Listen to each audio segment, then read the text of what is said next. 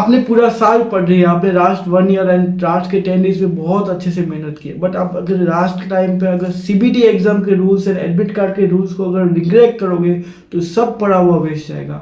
मैं आपको बहुत सारे रूल्स बता रहा हूँ जो आपको एग्जामिनेशन से पहले, एग्जामिनेशन के टाइम पे एंड एग्जामिनेशन के बाद में ध्यान रखने हैं, ताकि एग्जाम आपका बहुत परफेक्ट हो।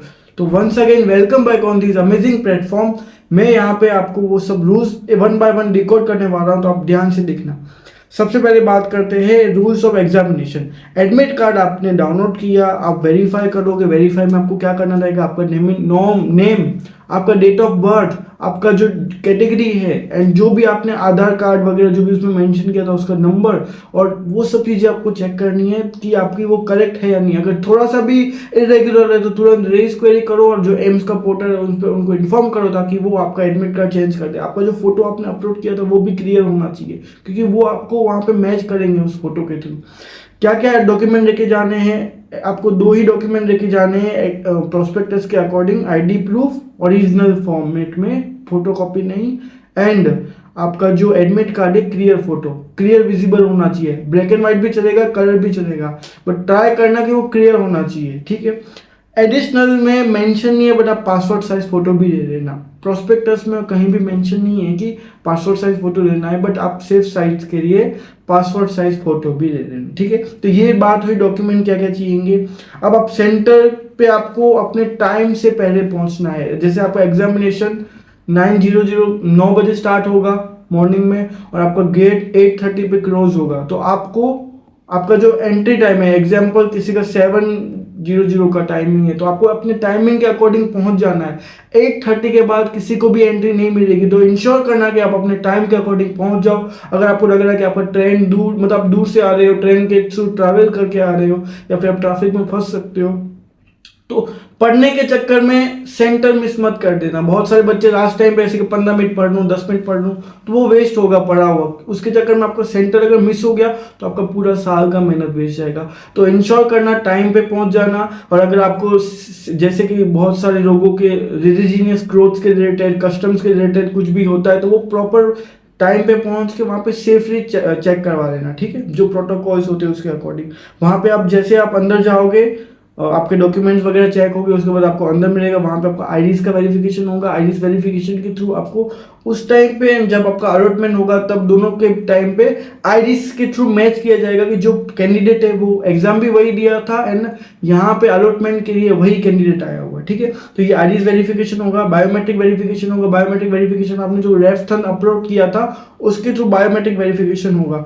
फिर आपको वहाँ पे आपके जो एडमिट कार्ड में लास्ट में जो लिखा हुआ है फॉर इंटरनल यूज ओनली, उसमें लैब एंड सीट नंबर लिखा हुआ है, तो वहाँ पे आपको जो लैब अलॉट होगी और जो सीट नंबर होगा वो अलॉट होगा, ठीक है। उसमें आपको कुछ भी मेंशन नहीं करना। मैं आपको एडमिट कार्ड के थ्रू आपको बता भी दूंगा कि आपको क्या क्या चीज़ें वहाँ पे मेंशन करनी है, क्या क्या चीज़ों का ध्यान रखना है, ठीक है। अब आपको सीबीटी रूल्स फॉलो करने हैं। अब मैं आपको एक नेक्स्ट स्लाइड में सीबीटी रूल्स बता रहा हूँ कि क्या क्या सीबीटी रूल्स है हमारे एग्जामिनेशन के। जैसे कि मैंने नर्सिंग के टाइम पे भी रूल्स बताए थे एंड एक लाइव पेपर दिखाया था कि आपको ऐसे ऐसे अटेम्प्ट करना है, इन सब चीज़ों का ध्यान रखना है। वैसे ही मैं सीबीटी रूल बता रहा हूँ कि आपको no need to start computer, वहाँ पे आपको कंप्यूटर स्टार्ट करना नहीं है। ऑलरेडी कंप्यूटर स्टार्ट होगा। अगर आप सोचते हो कि मुझे कंप्यूटर चलाना नहीं आता, तो कोई दिक्कत नहीं है, कोई डरने वाली बात नहीं है। ऑलरेडी कंप्यूटर स्टार्ट होगा, बस आपको वहाँ पे ये सब 8:30 बजे, मानो 8:30 बजे आपका गेट क्लोज है, आप उससे पहले पहुँच गए, तो आपको वहाँ पे जाके अपना बायोमेट्रिक आईडीज वेरिफिकेशन करवा के बैठ जाना है। आप एग्जाम से पहले आधा घंटा बैठोगे वहाँ पे, तो उस टाइम पे आपको जो भी वहाँ पे इन्विजिलेटर है, जो भी सीनियर है, जो भी एग्जामिनर है, वो आपको गाइड करेंगे कि आपको एग्जाम टाइम पे क्या क्या परफॉर्मेंस करना है, क्या क्या चीज़ों का ध्यान रखना है। तो वो आपको बहुत ध्यान से सुनना है। अब मैं बात करता हूँ कि आपको कंप्यूटर ऑन नहीं करना है। ऑलरेडी आपका कंप्यूटर ऑन होगा, उसमें आपको 2 ऐसे सेक्शन लिखेंगे, एक आईडी का होगा, एक पासवर्ड का होगा। जब आपका टाइम होगा कि 9 बज गए, एग्जामिनेशन का स्टार्टिंग टाइम आ गया, तब आपको आईडी पासवर्ड वो बताएंगे एग्जामिनेशन सेक्शन। तब आपको आईडी फिल करना रहेगा एंड पासवर्ड फिल करना रहेगा एंड नेक्स्ट करोगे तो आपका एग्जामिनेशन विंडो ओपन होगा। आप एग्जामिनेशन विंडो ओपन करोगे तब आपको बहुत सारे इंस्ट्रक्शंस आएंगे।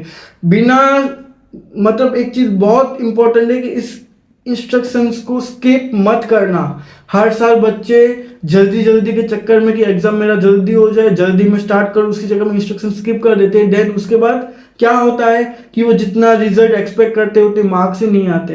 तो इसके लिए बता रहा हूँ कि उस इंस्ट्रक्शन में एक बहुत इंपॉर्टेंट रूल्स होता है जो आपकी एग्जामिनेशन का, जो आपने फॉर्म, जो भी आप आंसर दिए वो सब आंसर खराब कर सकता है अगर आप उस रूल्स का ध्यान नहीं रखें। देखो सबसे पहले आपको इंस्ट्रक्शन पढ़ने हैं, वो रूल्स भी मैं बताऊंगा कौन सा रूल्स की मैं बात कर रहा हूँ। फिर आपको एक ऑप्शन आएगा लैंग्वेज चूज का। जैसे कि आपको पता है कि ये हमारी दो लैंग्वेज में होता है, Hindi and English.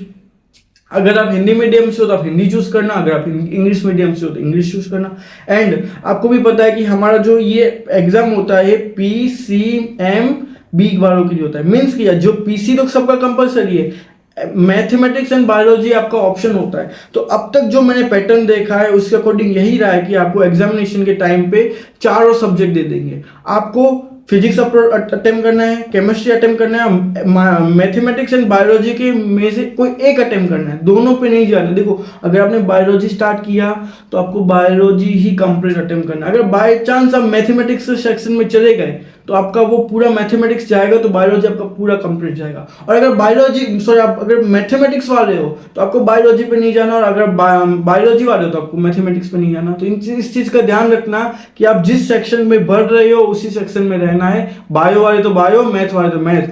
Physics chemistry में कोई इशू नहीं है, केमिस्ट्री में कोई इशू नहीं है, बस अगर बायो एंड मैथमेटिक्स में ध्यान रखना। ठीक है, आपको आपने लैंग्वेज सेलेक्ट कर दिया, आपका एग्जामिनेशन स्टार्ट हो जाएगा। अब मैं कुछ रूल्स बता दे रहा हूँ कि आपको एडमिट कार्ड में क्या क्या चीजें ध्यान रखनी। देखो एडमिट कार्ड आप जैसे डाउनलोड करोगे तो आपको एडमिट कार्ड के ऊपर ये IP address, date and time mention होना चाहिए। ये आपका बताता है कि आपने कौन से डिवाइस से डाउनलोड किया है, कब डाउनलोड किया है एंड टाइम क्या है। अगर ये नहीं होगा तो आपका एडमिट कार्ड वैलिड नहीं है। तो ध्यान से इंश्योर करना कि आपके एडमिट कार्ड पे भी ये डिटेल्स होनी चाहिए। ठीक है, एडमिट कार्ड आपको लेके जाना है, आपको 2 कॉपी संभाल के रखनी है, क्योंकि आपके एग्जामिनेशन के टाइम पे भी एडमिट कार्ड काम आएगा। अलॉटमेंट के लिए जाओगे तब भी आपको एडमिट कार्ड सबमिट करना होगा as a safe proof and as a candidate का एक आइडेंटिटी के लिए कि इसने एग्जामिनेशन दिया था। ठीक है, तो आप अभी से 2 कॉपी करवा लो या फिर डिजिटल फॉर्मेट में सेव कर लो। जब आपका अलॉटमेंट होगा तब आप उसको सबमिट कर देना। ठीक है, तो ये एडमिट कार्ड की डिटेल्स होगी। आपको एडमिट कार्ड का सब चीज़ें आपको चेक कर लेनी है, candidate ID, name, photograph,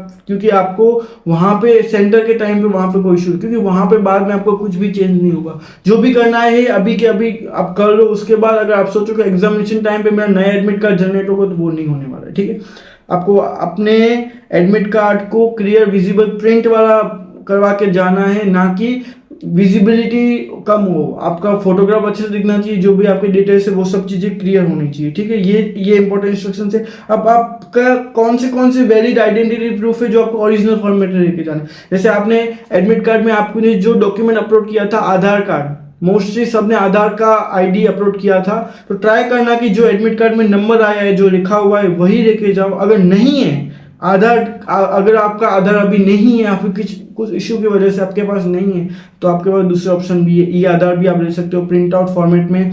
passport original, voter ID original, pan card original, driving licence original, and last में अगर कुछ भी नहीं है तो आप 12th एंड 10th का जो आपका हॉल टिकट आता है विथ फोटोग्राफ वाला वो लेके जा सकते हो।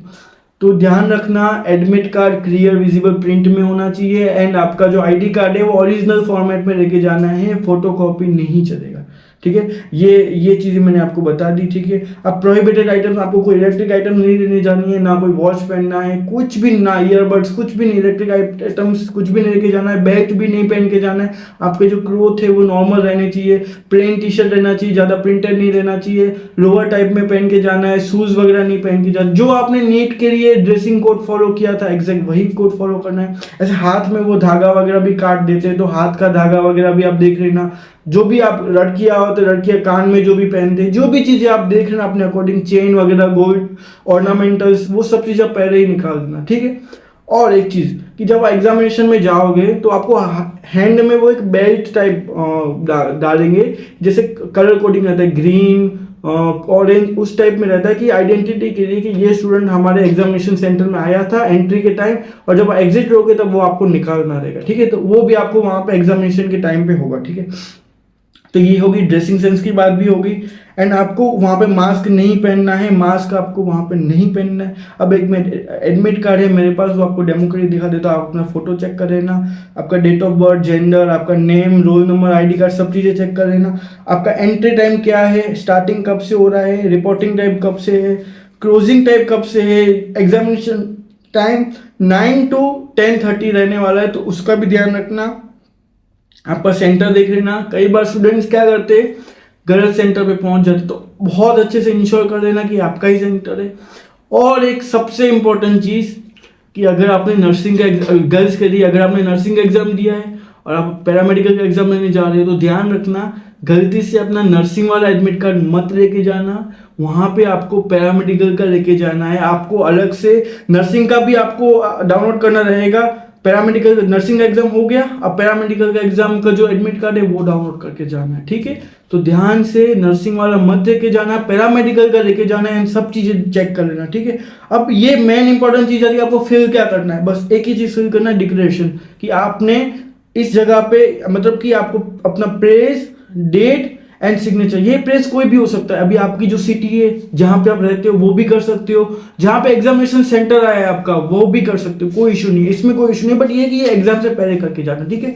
बाकी आपको यहाँ पे कुछ चीज नहीं करना, इंटरनल यूज ऑनली में आपको कुछ भी फिल नहीं करना। वो सब वहां पे जब आप जाओगे, आपका आईडीज वेरिफिकेशन, बायोमेट्रिक वेरिफिकेशन हो जाएगा, उसके बाद आपको वहां पे जो एग्जामिनेशन है वो खुद अलॉट करेंगे, ठीक है। इसमें कुछ भी नहीं करना। फिर से मैं कुछ इंस्ट्रक्शन रिपीट कर देता हूँ कि आपको आपका एडमिट कार्ड में सब चीज़ें चेक कर लेनी है, जो भी इंस्ट्रक्शन है वो अच्छे से पढ़ने हैं, और जो प्रोहिबिटेड आइटम्स है वो आपको नहीं लेके जाना है। एडमिट कार्ड आपको लेके जाना है, ठीक है। बायोमेट्रिक एंड आईडीज वेरिफिकेशन करवा लेना है। और जब भी आप जाओ, एक चीज़ और, कि जब आप जाओगे एग्जाम कंप्लीट करके, तब आपको एडमिट कार्ड वहाँ पे सबमिट करके आना है, वापिस लेके नहीं आना है। अगर मान लो बाई चांस आपके सेंटर वाले बोलते हैं कि एडमिट कार्ड लेके जाओ, तो गलती से भी मत लेके आना, क्योंकि एडमिट कार्ड आपका एक अटेंडेंस प्रूफ होता है। अगर आप वहाँ पे एडमिट कार्ड सबमिट करके आओगे, मतलब आपने वहाँ पे एग्जाम दिया है अच्छे से, आप वहाँ पे बैठे हो, एग्जाम लिखा है आपने। अगर एडमिट कार्ड सबमिट नहीं होगा तो आपने भले एग्जाम दिया है, सब कुछ सही किया है, बट फिर भी आपका मार्क्स 0 आएगा, क्योंकि आपका अटेंडेंस वहाँ है ही नहीं, ठीक है। तो एडमिट कार्ड अच्छे से वहाँ पे देके आना, साथ में मत लेके आना। और एक्स्ट्रा में आपको जो रफ सीट मिलेगी वहाँ पे, अगर आप मोस्टली एडमिट कार्ड के पीछे जो ब्लैंक स्पेस होता है उसमें आपको रफ वर्क करना रहेगा, एंड एडिशनल अगर आप चाहते हो तो आपको रफ सीट भी मिलेगी, और पेन भी आपको वहीं मिलेगा, पेन आपको लेके नहीं जाना है।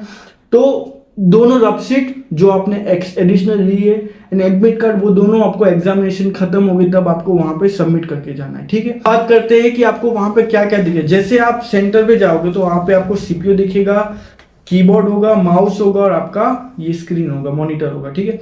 आपको जब एग्जामिनर बोलेगा कि अपना डिटेल्स फिल करो आईडी एंड पासवर्ड का, तब आपको कीबोर्ड का यूज करके आईडी पासवर्ड फिल कर देना है। सीपीयू का कोई यूज नहीं करना है। आप आईडी पासवर्ड फिल कर दिए, उसके बाद आपको कीबोर्ड का भी कोई यूज नहीं करना।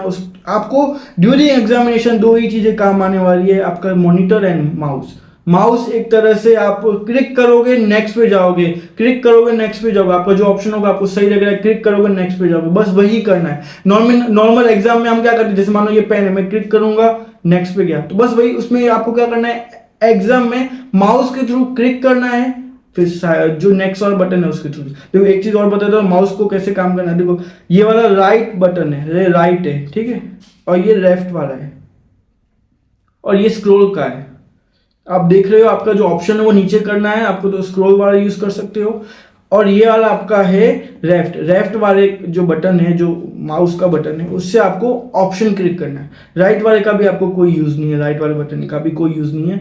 लेफ्ट वाले के थ्रू आपको ऑप्शन क्लिक करना है, नेक्स्ट पे जाना है। अगर नेक्स्ट वाला जो बटन होगा, सेव एंड नेक्स्ट लिखा होगा यहाँ पे, जैसे आप देख रहे होंगे ये क्वेश्चन है मान लो, यहाँ पे ऑप्शन है, यहाँ पे चीजें है आपकी, बहुत सारी नेम वगैरह होगा, यहाँ पे आपका जो डैशबोर्ड होगा, बस यहाँ पे लास्ट में आपका सेव एंड नेक्स्ट होगा, तो आपको बस वही जाना, ऑप्शन क्लिक करो, सेव एंड नेक्स्ट पे जाओ, ठीक है। ऐसे आपको परफॉर्म करना है। अब सबसे इंपॉर्टेंट स्टूडेंट्स का डाउट रहता है कि क्या हमें एग्जामिनेशन के टाइम पे 1.5 आवर में ही सब कुछ परफॉर्म करना रहेगा। नहीं, 1.5 आवर में आप किसी भी सब्जेक्ट पे जंप मार सकते हो, बायो में भी जा सकते हो, केम में भी जा सकते हो, फिजिक्स में भी जा सकते हो, बट आपका ओवरऑल टाइम 1.5 आवर रहने वाला है। तो आपको 1.5 आवर में कंप्लीट करना होगा। आप बीच में बायो को क्वेश्चन भी कर सकते हो, आपको मान लो लगा कि मेरे को केमिस्ट्री करना तो केमिस्ट्री भी कर सकते हो, फिजिक्स भी करना। मेरे अकॉर्डिंग आपको ये सीक्वेंस रखना चाहिए। जैसे आपका 1.5 आवर का एग्जामिनेशन है तो आपको बायो 10 मिनट में कंप्लीट करना चाहिए। बायो बहुत ईजी रहता है, एनसीईआरटी बेसिक क्वेश्चन आते हैं। देन उसके बाद आपको केमिस्ट्री में 25 to 30 मिनट जितना टाइम देना चाहिए, एंड जो भी टाइम बच रहा है वो आपको फिजिक्स में देना पड़ेगा। तभी आप एग्जाम में जो इक्वल जो मार्क्स होते हैं उसके अकॉर्डिंग आप वर्क कर पाओगे, क्वेश्चन के अकॉर्डिंग वर्क कर पाओगे, ठीक है। अब एक और चीज़ कि आपको एग्जाम में क्या क्या अटेम्प्टिंग स्ट्रेटजी होनी चाहिए। आपको सबसे पहले राउंड 1 में आपको स्टार्ट करना है, उसमें आपको जो क्वेश्चन आपको पहली नज़र में लग रहा है कि हो रहा है, ईजी है, उसको तुरंत क्लिक करते जाओ। एंड जो क्वेश्चन आपको लग रहा है कि हाँ ये टफ है थोड़े, उसको लास्ट के लिए रखो, उसको राउंड 2 में कंप्लीट करो। अब सबसे इंपॉर्टेंट रूल्स भी बताने वाला हूं। तो ये सब चीजें मैंने आपको बता दी, आईरिस वेरिफिकेशन, रफ वर्क का भी बता दिया कि आपको एडमिट कार्ड लेके जाना है रफ वर्क के लिए, और आपको एक्स्ट्रा एडिशनल सीट भी मिलेगी, बट वो एट लास्ट सबमिट करना है, ठीक है। सबसे इंपॉर्टेंट रूल जो हर साल बच्चे मिस करते हैं एंड उसके बाद उनका एग्जामिनेशन खराब हो जाता है, रूल ये है कि question marked for review shall not be evaluated. अगर आप एग्जामिनेशन टाइम पे जो ऑप्शन आता है मार्क फॉर रिव्यू, कोई क्वेश्चन आपको लग रहा है कि बाद में रिव्यू के लिए रखूं, आप मार्क फॉर रिव्यू कर दोगे, आप उसका लास्ट में आंसर भी दे दोगे, बट उसको अपने मार्क फॉर रिव्यू में से नहीं हटाया तो उसका आपका जो फाइनल मार्क्स होगा वो 0 होगा। क्योंकि मार्क फॉर रिव्यू वाला जो क्वेश्चन है वो एम्स का जो एग्जामिनेशन का सिस्टम है वो कभी चेक ही नहीं करेगा, उसका आपका ना नेगेटिव जाएगा ना प्लस में जाएगा, उसका आपको आंसर 0 ही मिलेगा, ठीक है। तो अगर मार्क फॉर रिव्यू वाला ऑप्शन यूज कर रहे हो तो एट लास्ट आपको वो ऑप्शन हटाना है, या तो फिर मैं तो सजेस्ट करता हूं कि मार्क फॉर रिव्यू वाला ऑप्शन यूज ही मत करना, ठीक है। ये सबसे बेस्ट रहेगा। एंड एग्जामिनेशन आपका 90 MCQ रहेगा, 1.5 आवर रहेगा, +1 आपका अगर करेक्ट होगा तो मिलेगा, -1/3 अगर आपका इनकरेक्ट होगा तो आपको नेगेटिव जाएगा, ठीक है। ये चीज़ें आपको मैंने ऑलरेडी बता दी कि आपको रिटर्न में एडमिट कार्ड करके जाना है, बायोमेट्रिक वेरिफिकेशन करना है, एंड जो मार्क फॉर रिव्यू वाला है कि आपको अगर मार्क फॉर रिव्यू करोगे क्वेश्चन के लिए तो वो लास्ट में हटाना है, और नहीं तो करना ही मत, ठीक है। तो ये सब चीज़ें रूल्स हो गए। तो मैंने आपको इस वीडियो में बहुत अच्छे से एग्जामिनेशन के टाइम, एग्जामिनेशन से पहले के, एग्जामिनेशन के टाइम पे और एग्जामिनेशन के बाद में कौन से रूल्स ध्यान रखने, सब चीज़ बताई। तो इस वीडियो को अच्छे से देखना और अपनी एग्जामिनेशन में सब रूल्स को फॉलो करना। सो लास्ट में कह रहा हूँ all the best for your examination.